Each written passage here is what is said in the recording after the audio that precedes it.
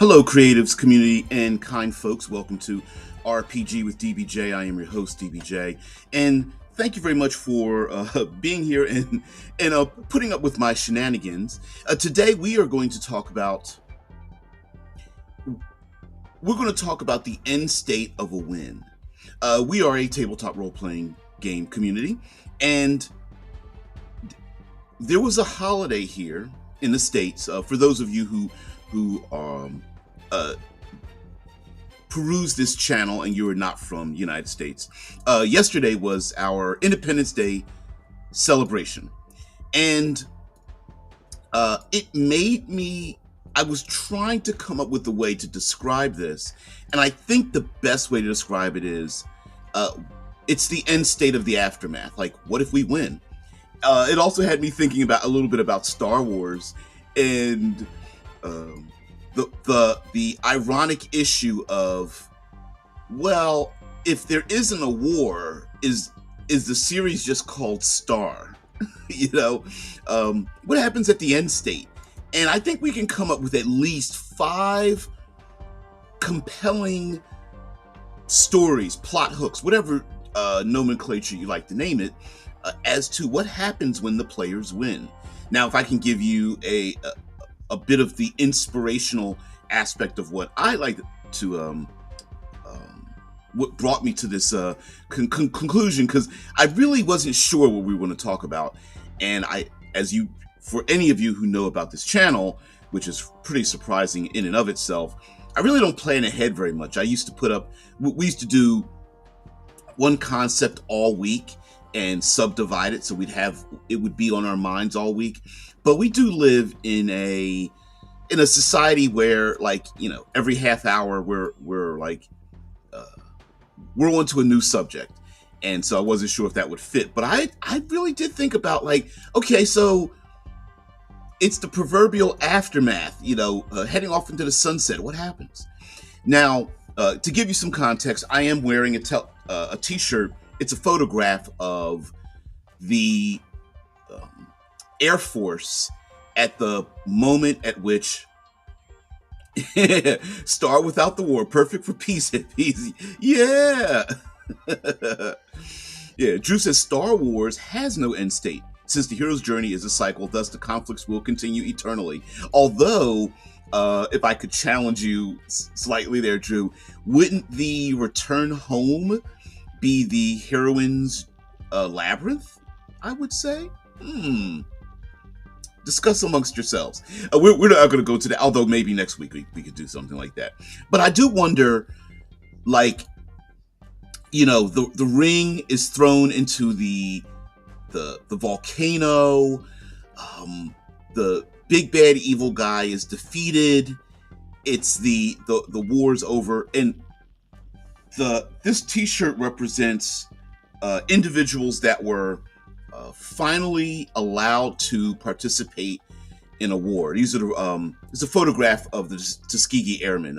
There's a movie. They're known as the Red Tails. Their planes had a red-tailed paint scheme, and they were known to have been they would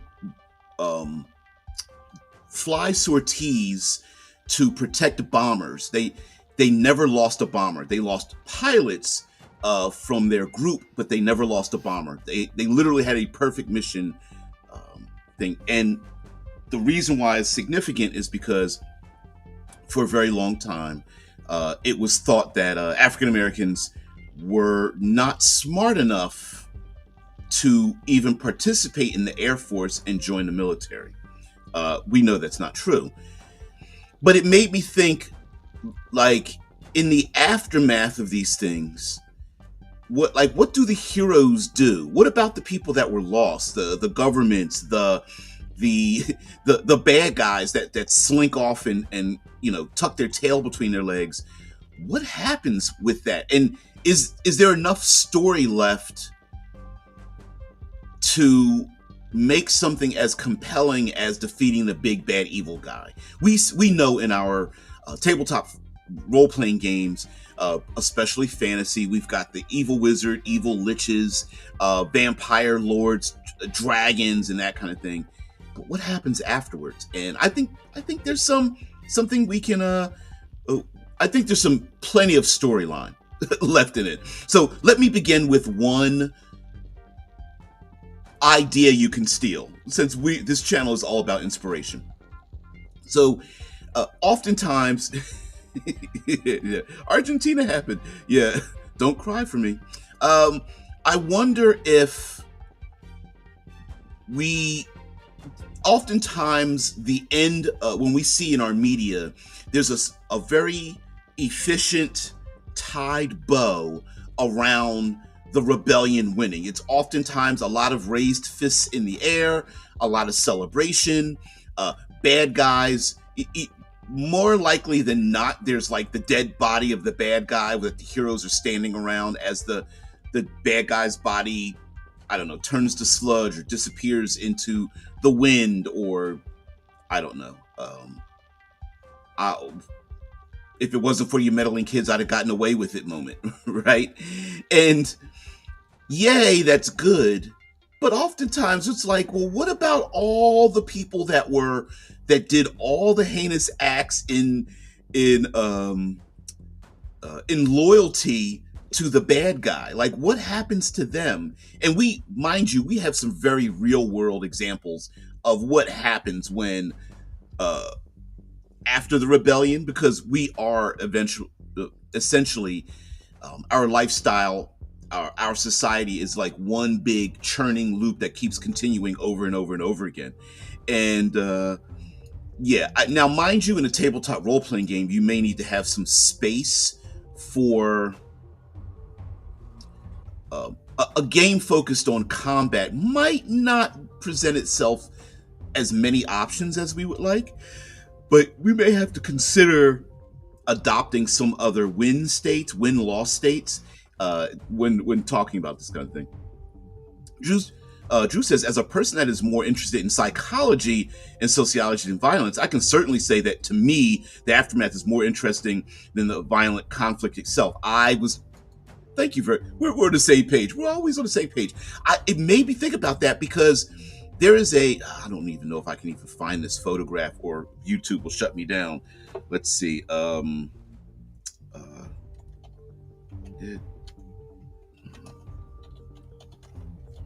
Let's see.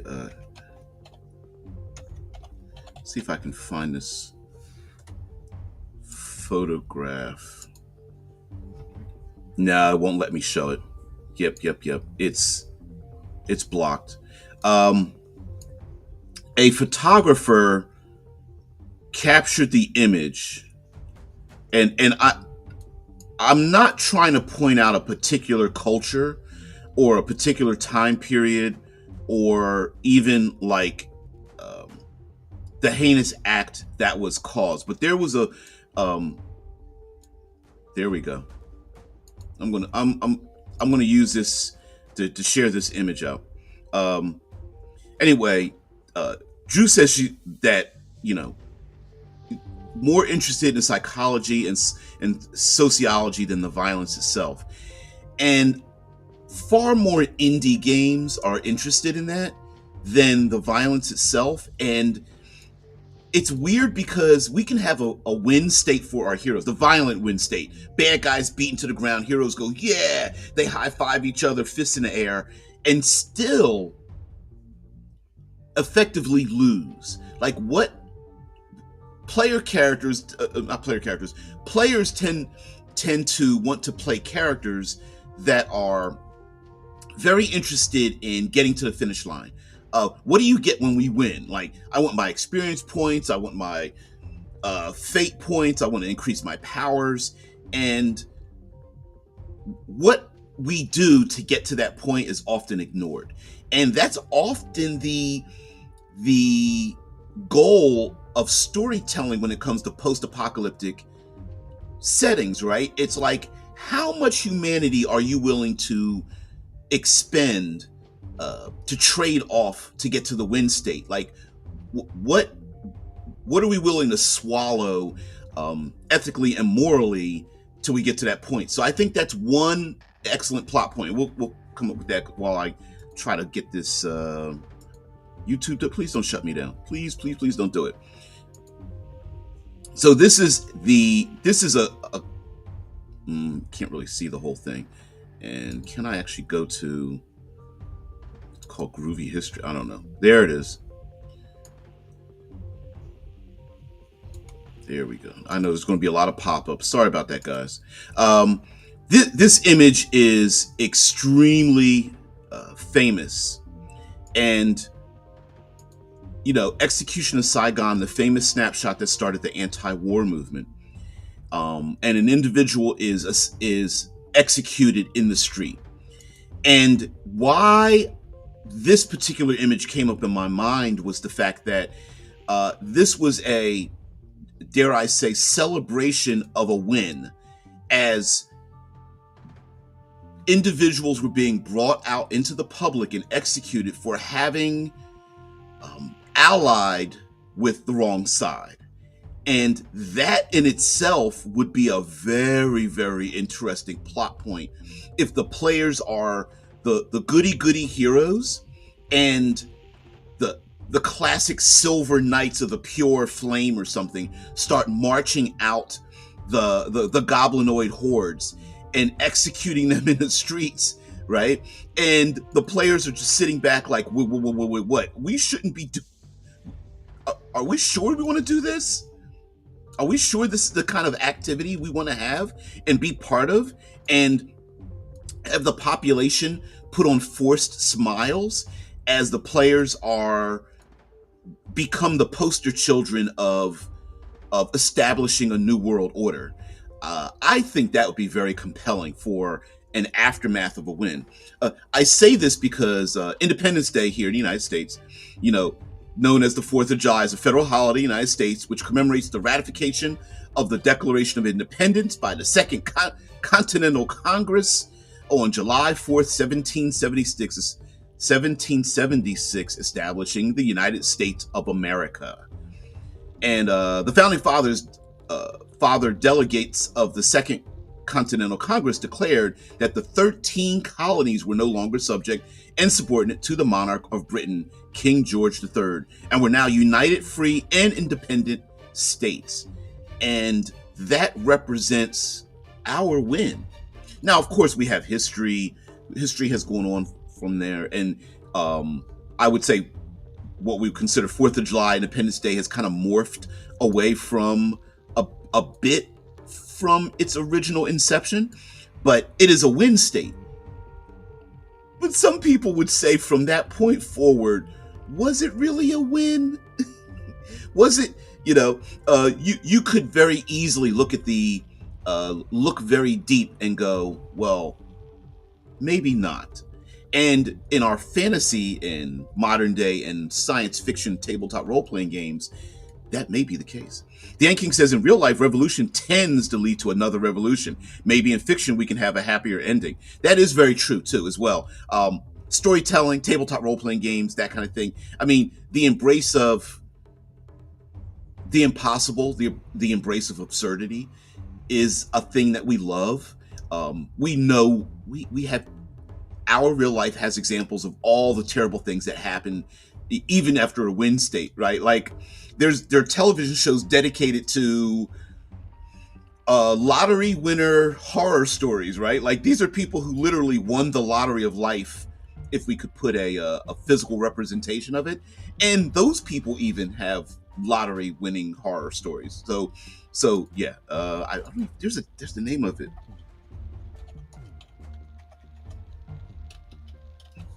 I know, I can't remember the name of it. I know this whole list. What's the name of the show? I can't think of it.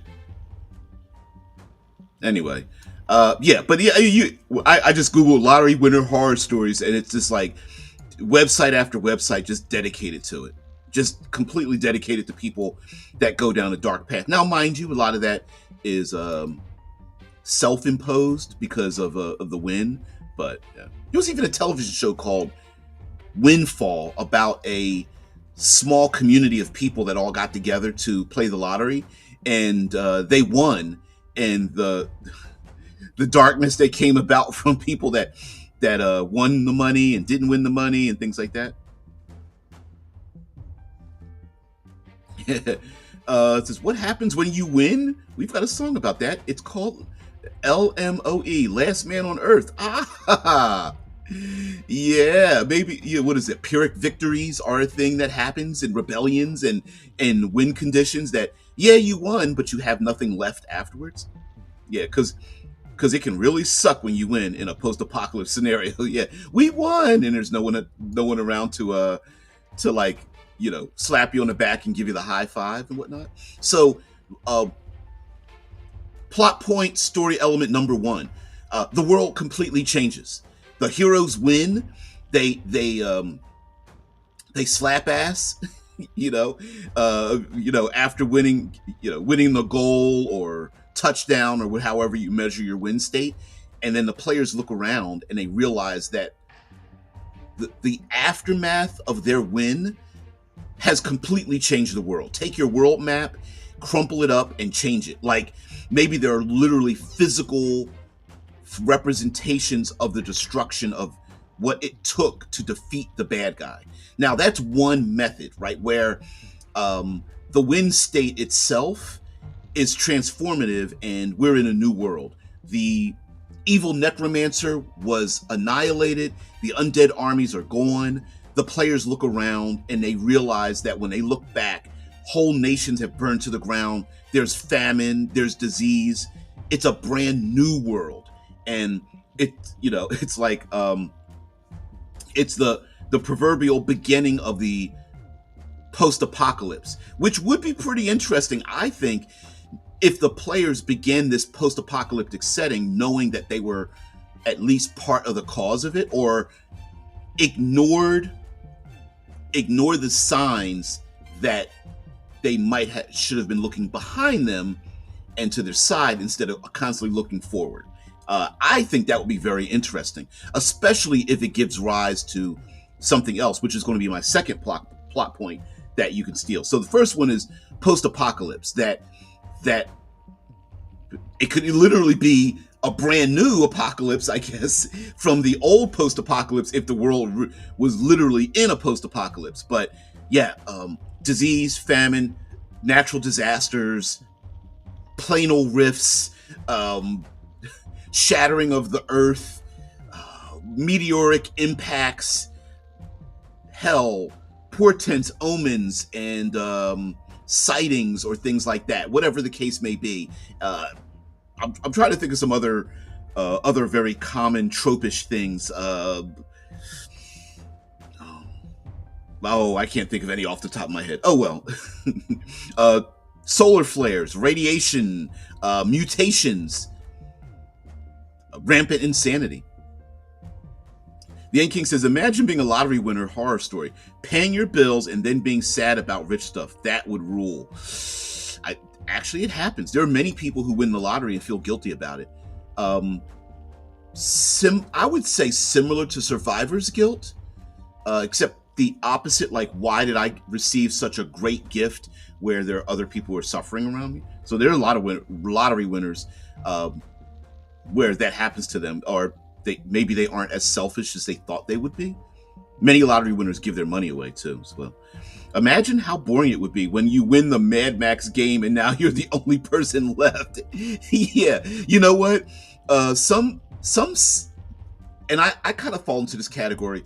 Some say that the Mad Max universe is more than one person, and it's being told as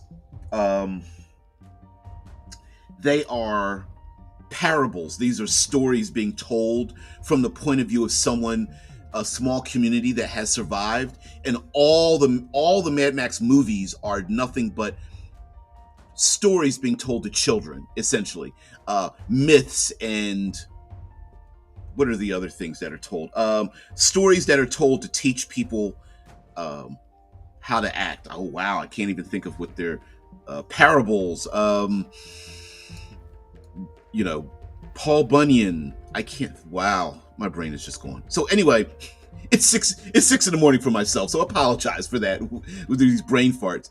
But yeah, it could be that, the Mad Max character, it will always be alone, and the player characters might be destined to be that. I think that would be very interesting for the players to have to reconnect, rebuild, um, understand that while they won the war, or they won all the battles, they really haven't won the war. I like that. Yeah. Yeah, exactly. Yeah. Enking says, that image you showed earlier from Vietnam, the only time I'd ever want to play a Sith is if he thinks he's one of the good guys. He thinks his mission is to win hearts and minds. Yeah, the good bad guy. Yeah, yeah, I see what you're trying. Yeah, caveman talk. Good for staying in word count, bad for talking. Yeah, exactly. Yeah, Paul Bunyan, John Henry is another character. Th- there's a type of story that's told that teaches life lessons, and and I was thinking of Americana stories of that nature, and they all have a title to it, and I can't think of the title of those stories. um, Greek, Greco-Roman mythology falls into that category as well, and so many other stories of that nature, where you tell the story, a myth, a mythologized event happens, and the mythologized event is embraced because it tells a story, not because it's accurate. Is essentially what I was thinking of. But yes, I always thought, because this made me think about Star Wars. Well, mind, this is inspiration, right? So we're thinking about Star Wars, and all of us have, like, if we control Star Wars, how would we continue the storyline and such? Um, I'm with Drew, where I feel like the cycle, embracing the cycle of the same things happening over and over again, I feel is something that should be embraced, not fought against. Similar to House of the Dragon and Game of Thrones. George R. R. Martin completely embraced the idea. I'm put Drew's comment back up here. It completely embraced the fact that, are there characters from one series that remind you of characters of the other series? Yes, because it's a cycle. People don't learn from history; they keep repeating it. And this brings me to my second point: that if the player characters are up to it, if you've got good players, their winning characters could become the new big bad evil guys. Maybe that shouldn't be, in our 5 elements that we're going to talk about. Maybe that should be like a bonus one. I've played in games where they weren't necessarily the bad guys, but the characters were retired, and we played new characters where our old characters were, they weren't alive or around anymore. They were historical figures that had changed the world, and they were mythologized, and that's very interesting to do, to continue in the same game setting, but nations have changed a little bit, governments have changed, and whatever the players did in the past, enough time has passed where looking back at what the player characters did to achieve the win state might be a little bit altered, for good or bad. And new governments, new names, people who have adopted the player characters' identities as a method of joining a faction of some sort. In our real life, people dress and act and bring themselves up to the status of sometimes people in history or myth or legend or ancestors, and whether it's hairstyles, clothing, speech, trying to achieve their greatness.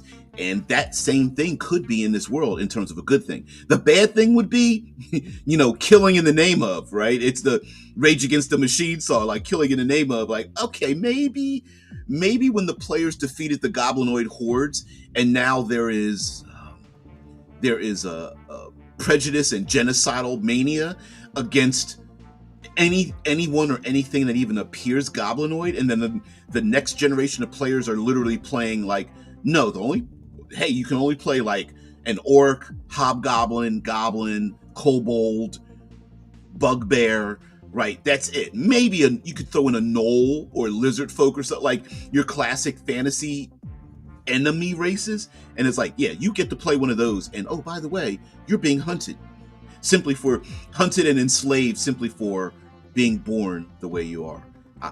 Bringing this back into a circle of the Tuskegee Airmen, and those who helped fight for this country, and that history is trying to be. There are people who are literally trying to effectively erase that history, which brings me to another point, and that is, especially if you have a world in which the players know that there are a rebellion factor, that there's like armies, there are troops trying to collect together to fight against the big bad evil guy. It's like, okay, after the win, who gets to control? Now, part of this, the sociological and the psychological effects of the win, how do you the unsexy part of taking down the government is replacing the government. How do people get fed? How does transportation return? How about housing, jobs, and economy itself? Promises made to those who joined in the rebellion. How do you repay those promises? What happens to the people that engaged in the worst behaviors that the rebellion needed to take place? Tortures, murders, assassinations, wanton destruction. What happens with those people and those personality types that were able to express themselves in a in a symphony of violence? Do you just tell those people to go off by themselves and retire? That seems to be an issue with soldiers now that return from war, that they have a bond with their cohorts, and they are trained to achieve a goal through any means necessary, and then they come back home and they have to worry about picking the proper type of pasta in a supermarket or something, right? Yep. Yeah. The End King said exactly there, End King. The heroes becoming the villains. At the end of the first Diablo, your character becomes the new Diablo after killing him. Yeah. If you know that game, there's another game similar to it, and I'm gonna bring it up. One of the plot points in it of the martyred hero, which is a really good plot point in and of itself. It says, well, they fought in war. That's pretty bad. Yeah. Listen. There are many people who sacrifice their humanity. No, we recruit people for military to sacrifice much of their humanity to achieve the goal for the rest of us, and to ignore the fact that they are literally whittling away their humanity to achieve a goal is something that I feel like we don't give enough credit to that fact. Sure, are there people who can go to war and are unaffected? Yes. But to an extent, we may even wonder about that person who's like, I mean, you should have felt something. You don't feel anything? And they're just like, nope. Right? That's pretty bad even in and of itself. Which also brings me to the fact here, End King, I know there's a video game series that did this, where the bad guy in the series knew that a greater evil was coming, and the bad guy was doing evil things simply because they didn't have enough time to garner the support to join together to stop a greater evil. So they were committing atrocities because they knew they had to stop an even greater force. What's the television show? Earth Final Conflict, I believe, had that plot point with the Synod. They were aliens that came to Earth, and they took over Earth, and one of during one of many of the major storylines is we have our innocent characters who are trying to point to everybody else like, no, they're not our benefactors, they're literally taking over the earth. And their reason for taking over the earth without asking permission was because there was something even greater out there. Weird twist, because I remember watching the show and I was just like, that's a hard left turn, the way they set it up, but left turn nonetheless. Yes, the the heroes in the Blood War in fantasy Dungeons and Dragons has demons and devils fighting against each other. Sure, the players could join one side because there may be something even worse on the horizon, right? Like, hey, we've got to stop the Blood War from happening and have demons and devils join together because there's something even greater out there. Another plot point that we could draw from after the win is the insidiousness of the evil. Like maybe high-fiving each other over a dead body isn't necessarily the best thing in the world, even though it feels good at the time. You know, cyclical stories mean that evil's going to rise again, and maybe all this did was fracture the big bad evil, which, and this is a very tropish thing. A very powerful evil entity, vampire, lich, wizards, ghosts, dragons, demons, devils, fill in the blank, is usually so evil and powerful, they combine the chaotic disparity of different warlords and things like that under one banner. And that's always a plot point. Oh, the evil people on the other side of the valley are no big deal because they're fighting each other until someone or something comes along and makes them join together. When you destroy that leadership role and it shatters into a million pieces, maybe it's far more difficult to weed out the evil pieces. Also, like the End King says many times, I'm trying to find your comment. Here it is. Yeah, in real life, revolution tends to lead to another revolution. Maybe in fiction we can have a happier ending, which in fiction, yes, we can, because we can easily write that into a book or a novel. We see that in all of our romantic comedies, right? It's happy living happily ever after. And although I like The Notebook because to me it ends, the couple living older and suffering from Alzheimer's and things like that, and dementia. To me, that just much better ending than most of the going off into the sunset type of storylines. But yeah, it could be defeat the bad guy, yay, we're done, and then it's like, no, we just created 17 other warlords who are all vying for that top position again, and it could be a game of whack-a-mole where the player character is like, okay, maybe it's not one big bad guy, but maybe there's a whole bunch of other ones. I mean, what a great plot point. You've defeated the Lich, and now there's like the Council of 7 Wizards is all trying to discover how the Lich became the Lich King in the first place. And the other members are like 7 other wizards that are part of a unified council of peace. But really, they're all like, how do I get a phylactery? Like, yeah, you know how to destroy one, but how do you make one? You know, whose family do I have to sacrifice to things like that. And the players are like, oh shoot, okay, wizard number 5, sorceress number 3, oracle number 2, shaman number 7. Which one? I don't know. I think that would be kind of cool. And they said, yeah, but everyone's getting drafted. I mean, did they use the Tuskegee Airmen unfairly?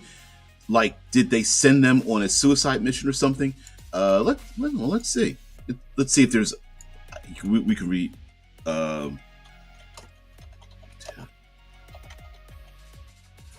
Let's see. There was a film, 2012 film. The Red Tails, also known as the 332nd Fighter Group, were a group of African American military pilots and airmen who fought in World War II as part of the Tuskegee Airmen. The Red Tails were the first black military pilots in the United States and were trained at the Tuskegee Army Airfield in Alabama, the only military airfield in the country at the time that allowed African American pilots to train. Let's see their accolades, or possibly name of them. Uh, Not the history. Combat assignments. Here we go. To see if there's any details about this. I don't know if it may mention it. Individuals, flying bombers. Yeah, got to get a little too deep over it. Although here was controversy over escort record. For decades, the Tuskegee Airmen were popularly believed to have never lost a bomber under escort. This belief derived most directly to an article, "The 332nd flies its 200th mission without loss," published by the Chicago Defender, 24 March 1945. Citing information supplied by the 15th Air Force, the article said that no bomber escorted by the Tuskegee Airmen had ever been lost to enemy fire. This statement was repeated for many years and not publicly challenged, partly because the mission reports were classified for a number of years after the war. Historian. In 2004, William Holton, who was serving as a historian of the Tuskegee Airmen Incorporated, conducted research into wartime action reports. Disputed the initial refutations of the no-loss myth, and said he researched more than 200 Tuskegee Airmen mission reports and found no bombers were lost to enemy fighters.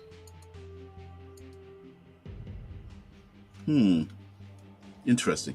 I'm wondering if any of them were like put into suicide missions. I'm wondering about that. Yeah, I don't know. It's not the very first thing that's coming up. Now, you could make the case that in a storyline, right? Because we're a tabletop role-playing game. Yeah, glad we're moving away from Star Wars to talk about a completely unrelated movie, Red Tails. Yeah, mind you, like I said, there is a movie based on this. 2012. Let's see if I can find it here. Maybe I'll even throw the image of it up here.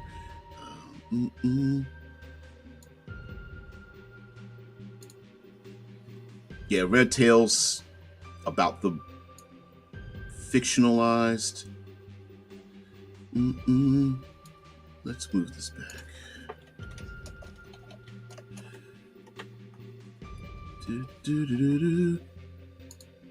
Let's put the imagery up here. Now, you could make the case that, like, what would happen in a situation in which,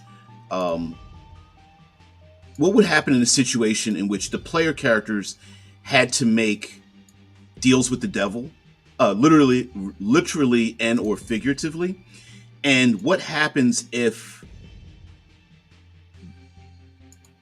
in this particular situation, the characters had to basically share the spotlight with an enemy. I don't know. We can make them like minotaurs or the goblinoid hordes or something that help fight against the incursion of demons or what have you.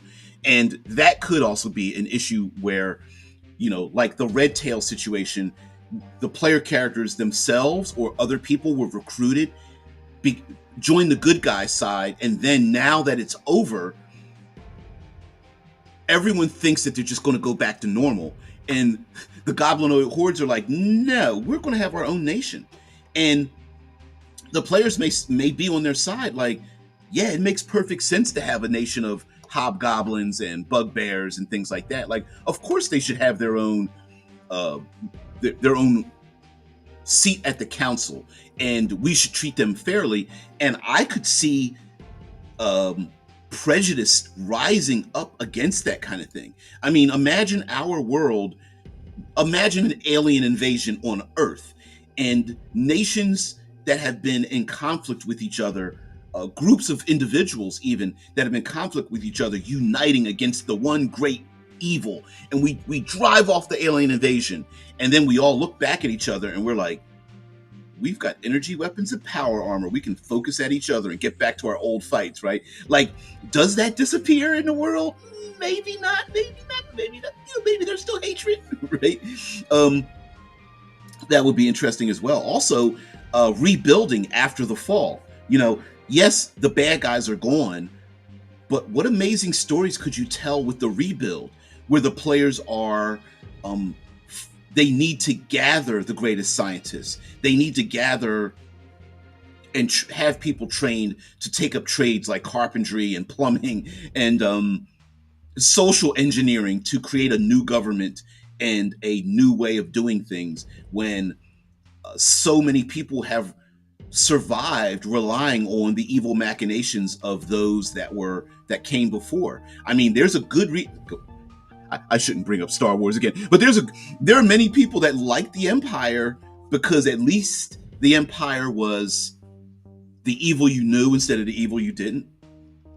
The Enking says, "You mean like when Aragorn made a deal with creepy ghosts and let them run screaming into the world?" Yep, exactly. Like, do the ghosts go, thanks for letting us join the party. We're just going to go back to haunting that crevice you walk through to go find it? Like, no. What happens then?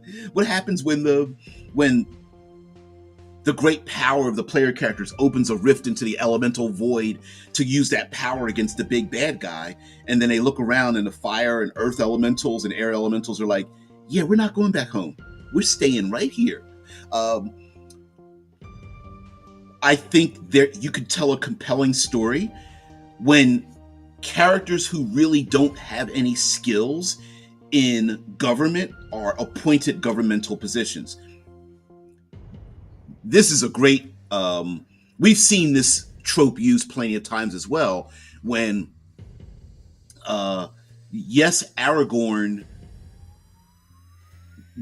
is the destined born king that really didn't want to be the king. That's why he was roaming around as a ranger.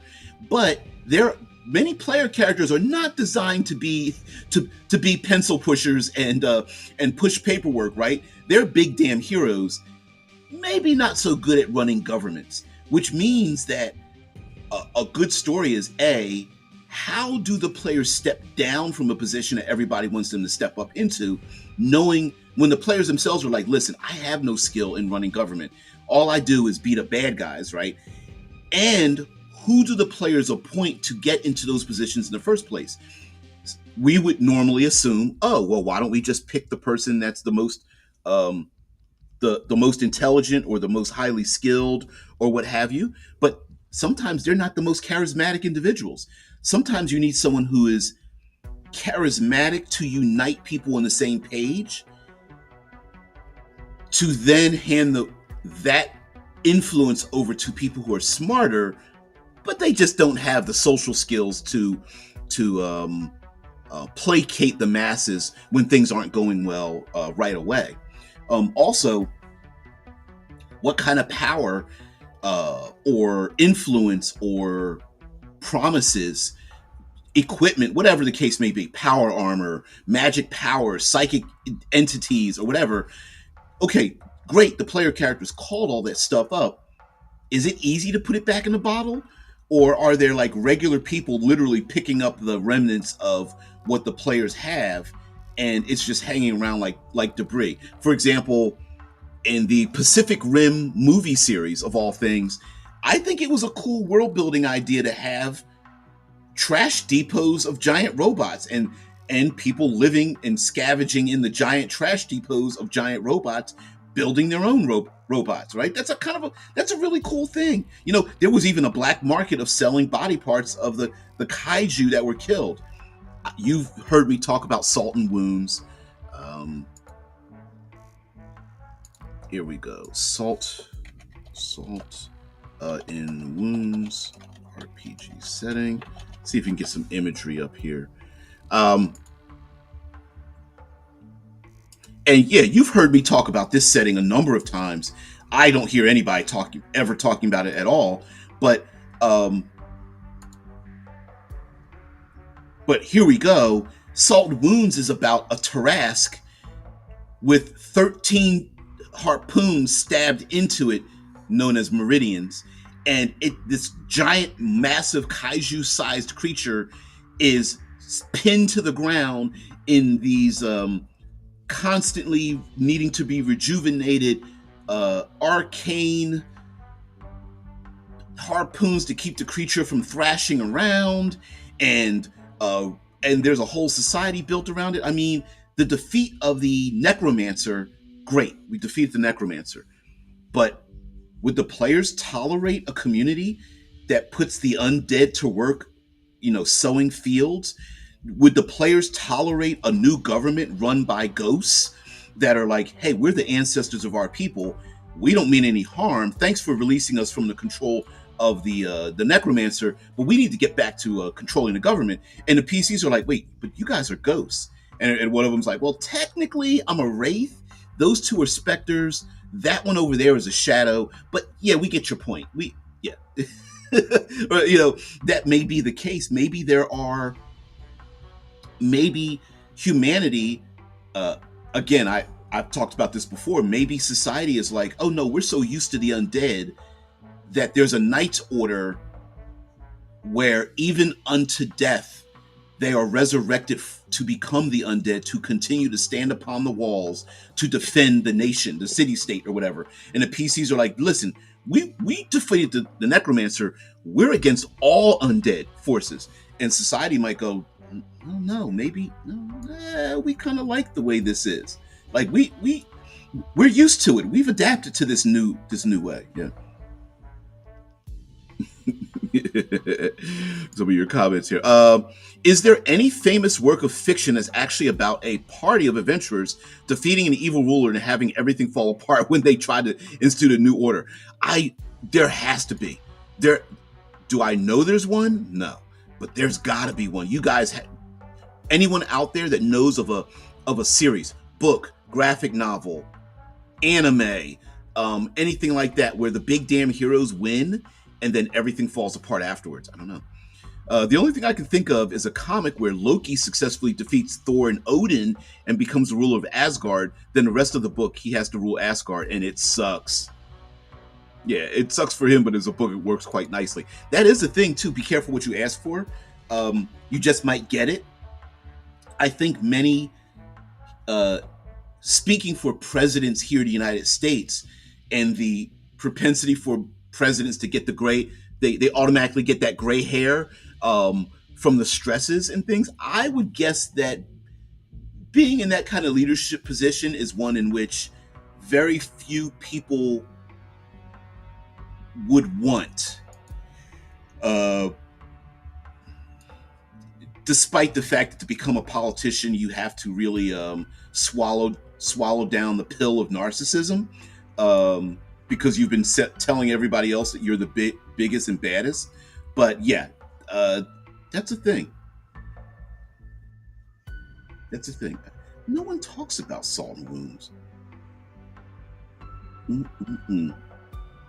No, I know I've got my videos out there. I wonder. Oh, did my video come up? No, I don't see it. Mm-mm-mm. Oh, maybe that is me. I bet that's me. Yep, that's me. That's funny. That's pretty hilarious. RPG with DBJ. That was back in January 4, 2019. Wow. Wow. Hmm. Maybe. Hmm. Sorry, you guys got me thinking about something else. um, Anon says, and they were cursed with immortality, destined to be senators for all eternity. Destined to be senators. It's like, oh no, it's like, you know how we've seen the classic leader on the throne, and then the commoners come up and ask for things. Could you imagine like an eternal line of people just asking for requests, and the PCs are like, but I want to grab my sword and fight bad guys, and they're like, no sir, we have another 1,000-page document for you to peruse. Yeah, yeah. Loki's the good guy. There's quite a number of storylines where the bad guy wins and then regrets it. There's one for Thanos, Loki, a number of famous Spider-Man storyline. Doc Ock takes over Spider-Man's life kind of wins. You never heard of Molly Wop? Yeah. His evilness work without a hitch. Then he undergoes an almost character arc that gets interrupted when Thor breaks free and Molly Wops him. You never heard of Molly Wop? There's a whole bunch of like, oh, we need to do an episode on Balderdash, like all the different types of words and phrases um, that are just interesting and new and crazy, and maybe we just haven't used them very often. But yeah, we do a whole thing like that. Yeah, in Battlestar Galactica, I guess you could say that Gaius Baltar won and it sucked. Yep. Yeah, they almost wish for like, please somebody kick me off my throne. I don't want to be at the top of the hill.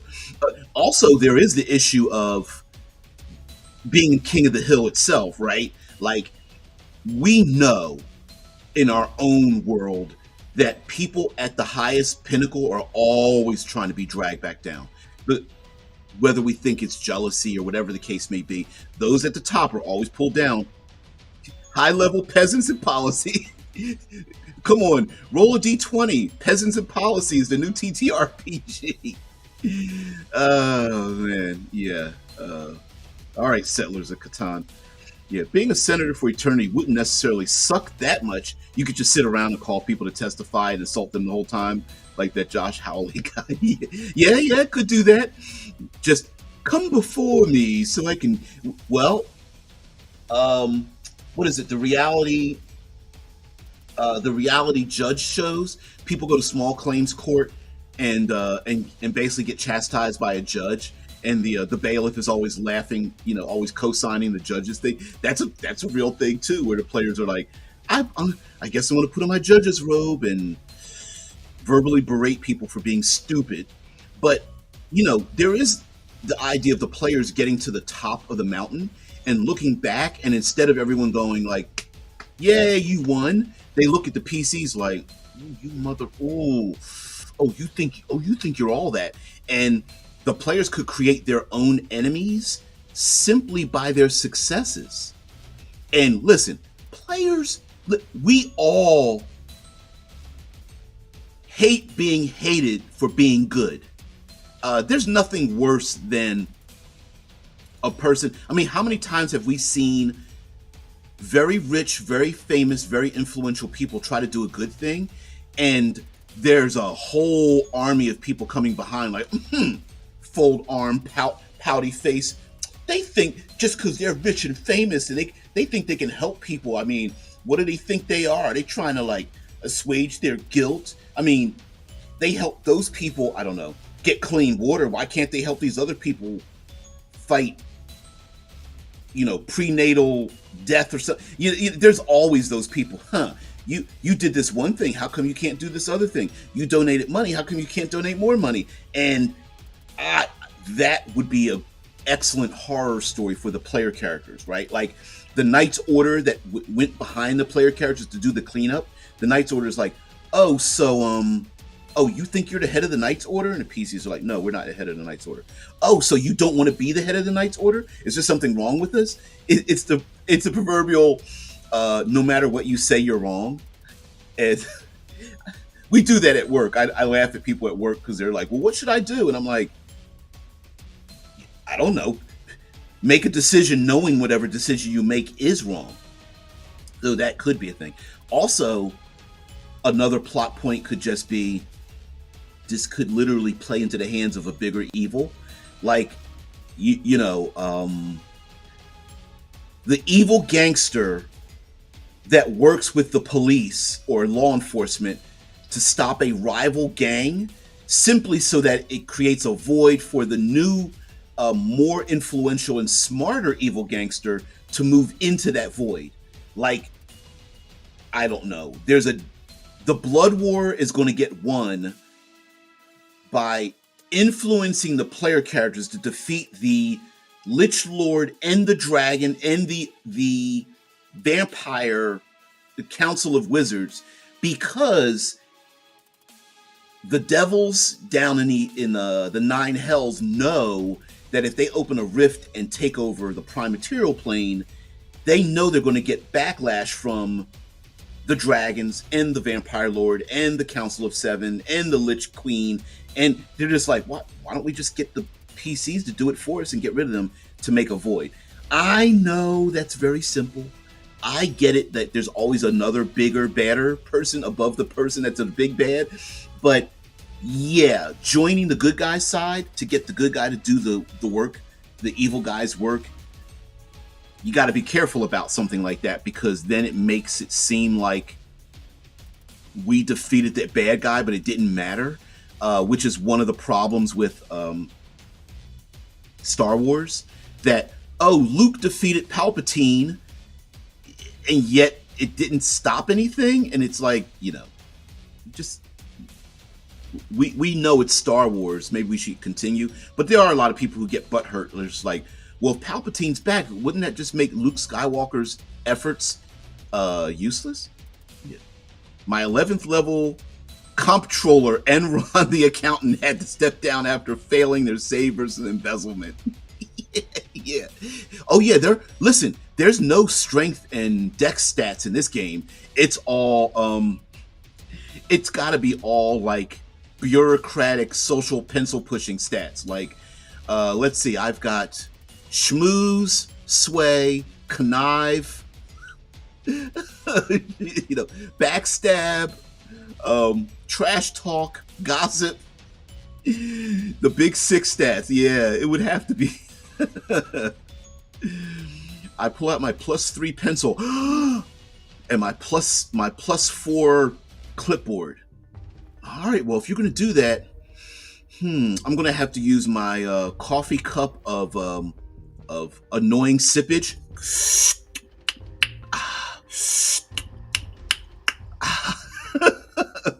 Shai says, I guess it would be boring when it's an attorney of berating incompetent bureaucrats that you're not technically allowed to punish. It would be a form of tantalization. Ooh, tantalization. That's a good word right there. I like that one. But anyway, guys,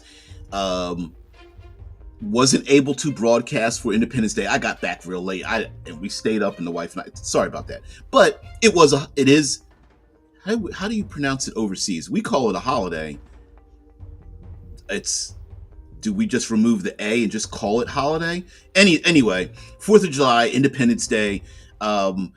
There is. I mean, we could have talked specifically about that. But it did make me think about the fact that if we were depending on expandage and shrinkage of, yes, I did say that, shrinkage of a time period, one story is told in a shorter amount of time, but if you expand that time period out forwards and backwards through time and start to slide it back and forth, there are different stories. The fun element of Captain America fighting in a war, wakes up and time has gone past. Yes, they won the war, but we're driving around like German cars, and we have except for a giant pond between us, there's a lot of easy back and forth between ourselves and here in the States and the Euro Theater in Canada and things like that. And some would say if you crushed time down and pluck somebody from that time period, that they would think we're living in a horror story. Like, you made friends with the enemy, and it's like, listen, time passes, we've got treaties, history fades, and we're just a new world now. I could imagine there would be some people that would be pissed off at the state of the world today, and I don't mean all the negative things. I'm talking about the elves in fantasy that are pissed that all the shorter-lived races are living in a kumbaya, we're all get together, and elves are like, wait a minute, they killed our loved ones, we still remember that bullshit, like, we're not dropping it. And all the other races are like, dude, get over it. And like, I remember it like it was yesterday. And they're like, yeah, but you're 800 years old. We've had 800 years, every 100 years, 20, okay, blah, blah, blah. There's been 40 plus generations of us. Yeah, we don't really remember any of that stuff, or nor do we even care. It's a new world. That's funny. We call it sanctioned all night drinking on Wednesday. Funny. Um, Also, reframing what the players did would be pretty interesting. Before we get out of here, um, what if history doesn't tell the story the way it was known? I bring this up because I like to pick with, and I know I've been beating this like a dead horse on this channel. Sorry about this, but everyone keeps complaining that House of the Dragon keeps changing it from the book of Fire and Blood, and I keep making the point that literally the book of Fire and Blood states that the information presented is from unreliable sources, written by a person that's unreliable, from other third-party sources that are unreliable. And it would be interesting for the players to win and then have history retold, but the stories are expanded, changed, names are changed, the events are changed. It's myth and rumor, and there are fake charlatans that are pretending to be part of a bloodline that relates to the PCs, and the PCs are like, we don't even look alike. Like, I was a dwarf. Why is there a gnome pretending to have, used their great battle axe or whatever in the Great War? Like, you're a gnome. You don't even look like me. And the gnome is like, yeah, but I've got illusions. I can look like whatever I want to. Anyway, it would be pretty interesting for that to happen, and the players are like pissed off that a new world is being shaped around them based on their actions, but the players don't have influence about how that's shaping. For example, a new government could arise based around the players and who they are. Like, oh, because you had one bard, one sorcerer, one ranger, and one tiefling warlock, that they make a government created of those four specialties, and all of a sudden the players are like, that doesn't make any sense. But listen, people do things that don't make sense a lot. Heck, a religion could literally spring up around the player characters. Or if the players want to retire, maybe the player characters literally become a new patron for warlocks, if we're talking like Fantasy D20 or something. That would be... One or more of the players are the source of magic, of literal magic of your fantasy world. When someone goes to cast a spell, they're literally drawing power or granted power from one of the other player characters. That'd be very interesting as well. That whole unreliable sources problem applies to most of human history, especially around the time of Christ. Exactly. Because guess what? It's a thing said by somebody. It's third, fourth, fifth hand information. Now, we can believe that it's true, but it doesn't necessarily mean it's true. And that's why I like House of the Dragon. So many people were pissed off about the blood and cheese incident because written in the book, it's far more dramatic, about a mother having to decide which of her children, being forced to pick one of her children to get murdered. And the blood and cheese assassins literally, when she picks the left child, they go and kill the right child, stating to the left child, guess what? Your mom decided to have you killed, but we're going to actually kill the other sibling, and you're going to have to live with that mom and child. Pretty damn nasty, psychologically damaging, and it didn't happen quite that way in House of the Dragon. Now, I do agree that the book written version of that is, it's a gut punch. If you were to film it and write the scripting out and blocking and all that. But it's also, who was there to write that down? Like, was there really somebody, or did somebody embellish the story? And that's what Fire and Blood is, and House of the Dragon. House of the Dragon is, well, if maybe this is kind of what really happened, or maybe not. Maybe not. Shai says, a simple cleric healing somebody important could give rise to a new religion forming around the PCs. Thank you. Right. Especially if they heal someone crazy bad, like a severed arm or something. Or how many classic player characters with a cleric in the group heals another player character that wasn't of the same alignment, or came from a background that where they didn't align together. Like you said, a player character is like, oh, I'm just going to heal they got their arm severed. I'm just going to heal it up. Oh, they got their internal organs ripped out of their chest. Oh, I'm just going to put them back and heal it up. Just someone witnessing that once, religion, right from that event. Heroes Feast, spell, with some other crazy stuff. Heck, damn near 90% of all magic cast by player characters that they do in a short rest would be considered miracles in a regular world. Now, I get it. Fantasy worlds do have magical entities and monsters, so some of the extremely minor stuff might be commonplace. But let's be honest, how many citizens in fantasy would see anything beyond 3rd level, 5th level if you're lucky, of magic and power and such? Anything beyond those levels, it's like, how many commoners have seen a real fireball? Probably none. One in a couple 100,000 actually saw a fireball being cast and how destructive it is.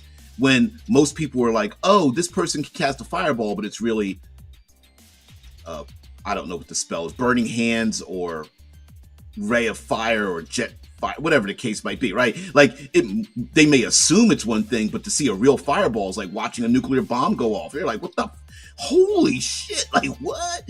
And so yes, having someone healed in front of the public would, imagine a player character just being surrounded by sycophants and I want to follow you and erecting statues in their name, tearing down old governments and replacing them with a government that's more in line with what the player characters want. Maybe simply this was brought up in the Shogun series, maybe offhand comments by player characters become the rule of law in a world. So when the players offhandedly go, nah, we've drunk at this inn forever, we want to come back, but hey, ale for everyone. And then all of a sudden across the countryside, they're literally making and sending ale and wine and everyone, and they're trying to make it free, and it destabilized the whole economy because alcohol is now free and should be for every citizen. And the PCs are like, what the hell's going on?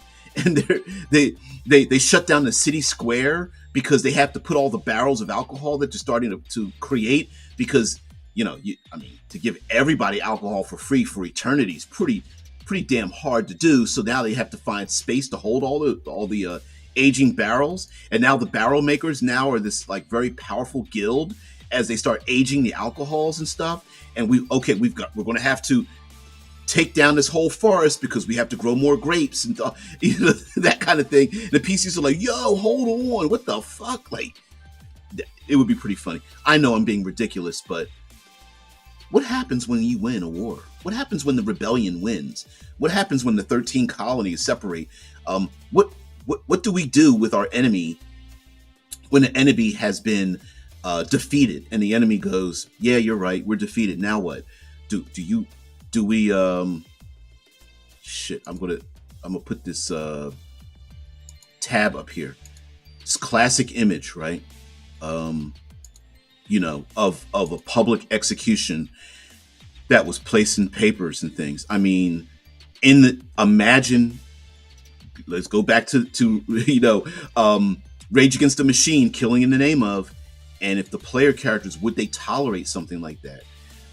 Who do they punish if the population is like, no, this is what we need to do? Are you getting soft now after the war? Are you becoming a little pansy ass now, player characters? Is this a thing that you're doing now? No. This is something that must be done and whatnot. That could be a thing that becomes a hardliner start arising from what the player characters' actions, where they go, well, you did it. Why can't we do that thing? You did it, and you did it with a blessing. Hell, you did it and gained extra levels and got a new patron and whatever, right? Just because I'm a 0-level peasant doesn't mean I don't want to have a warlock patron, or whatever the case might be. Things like that. Hell, even the gods might even Could you imagine the gods of fantasy changing their doctrines because of the player character's actions? That would be amazing. Not necessarily hard to do. After all, you didn't say good alcohol. I didn't say that. I didn't say it was quality. I just said quantity. Yeah. Anyway, to answer your question, what happens is, quote, now that you've gotten what you wanted, you find there's no way out. The shit just keeps on coming. Yeah, that would be. I'm with Drew. I feel like the psychological and the socioeconomic downfall of the player characters and dealing with that effect, I think would be very amazing to do in a game. What a great interstitial moment to have before the new setting, the new bad guy, the new game starts all over again, reboots. It would be this kind of weird interstitial thing like, oh, so in hey guys, I rewrote the borders. Remember that enemy that you guys went against back in this when we did like 27 sessions and we really enjoyed it?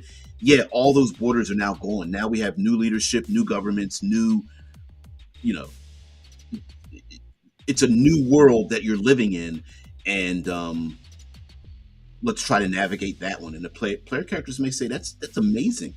Especially, I think we would have a great opportunity to make the new bad guys extremely personally attached to the good guys.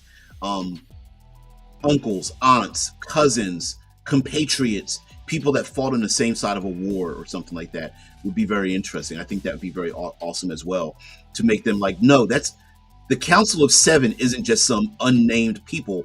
These are 7 wizards that helped you defeat the bad. You know them. Like, one of you may have had a romantic relationship with one of them. Another one is your uncle. Yet another one is a mentor that trains you.